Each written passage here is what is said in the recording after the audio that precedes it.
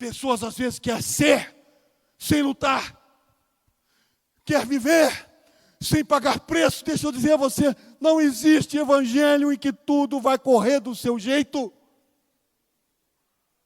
C.S. Lewis dizia, se você está servindo a Jesus e tudo está muito confortável, é melhor você repensar quem realmente você está servindo. Dentro disso tudo, desses aspectos todos da vida de um discípulo, como você está? É a sua vida, é a sua conduta, é a sua palavra, é o seu jeito, é a sua forma de carregar e de viver que vai dizer.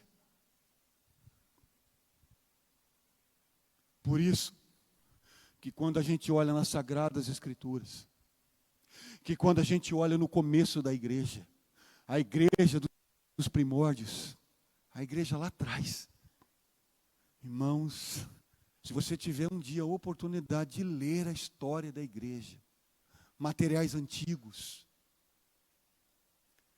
eu tenho leituras que são do século XII, do século IX, do século VII, leituras que são do século X, do século XI, XII, XIII, século XV. Por que eu olho lá atrás? Para justamente conseguir fazer a leitura de quantos graus a gente está se desviando. E eu vou dizer aos irmãos, e por que eu recorro a estes homens lá atrás? Porque eles não se desviaram nem para a esquerda e nem para a direita. Não se desviaram. Eles se mantiveram firme, firme, firme, firme. E eu quero citar o último deles, que eu não tive a oportunidade de conhecer pessoalmente.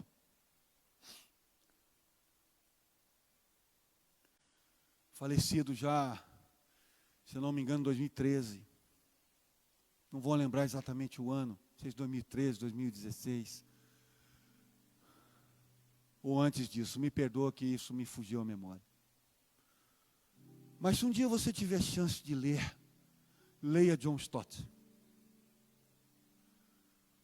Por que eu estou falando isso? Ele viveu até os 90 e alguma coisa. E eu citei a semana passada um sermão, o último sermão dele em 2007, com 90 anos, se eu não me engano. E ele já estava vivendo uma casa de repouso, porque foi uma escolha, na Inglaterra. E eu, assistindo um pouco deste último discurso, ele dizia assim, enquanto Cristo não encarnar, você não vai experimentar o que é ser discípulo. Enquanto no Cristo não for real, palpável, na sua mente, no seu coração, você não vai entender o que é ser discípulo. Mas quando Cristo encarnar através do Espírito Santo, você vai perceber a diferença entre obediência e desobediência. C.S. Lewis disse uma coisa num livro chamado Quatro Amores.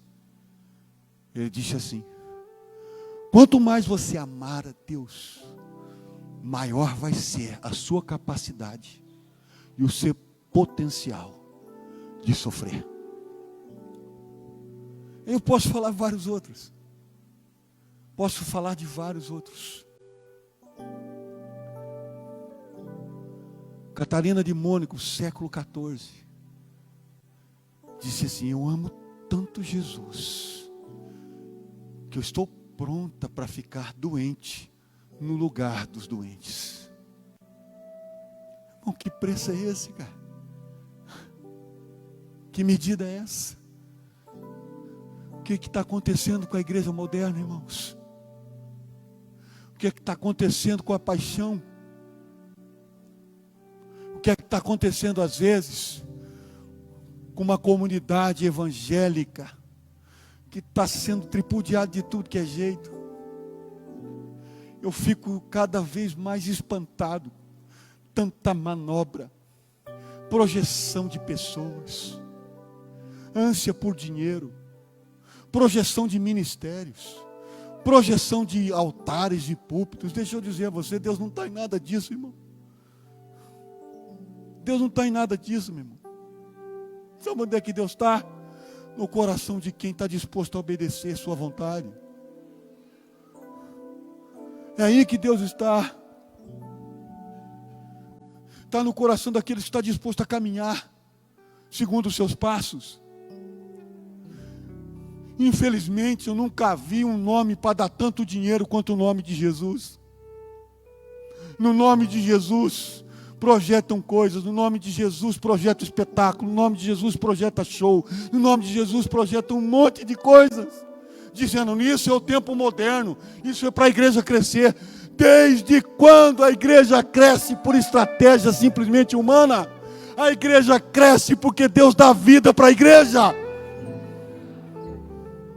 Podemos fazer um encontro, podemos fazer programações, podemos fazer, mas tem que ser fruto de uma iniciativa que traz glória para o Senhor, de uma iniciativa com interesse sincero na igreja do Senhor, com iniciativa sincera no interesse do reino de Deus. Daí, você pode ter uma igreja gigantesca, mas muito poucos discípulos.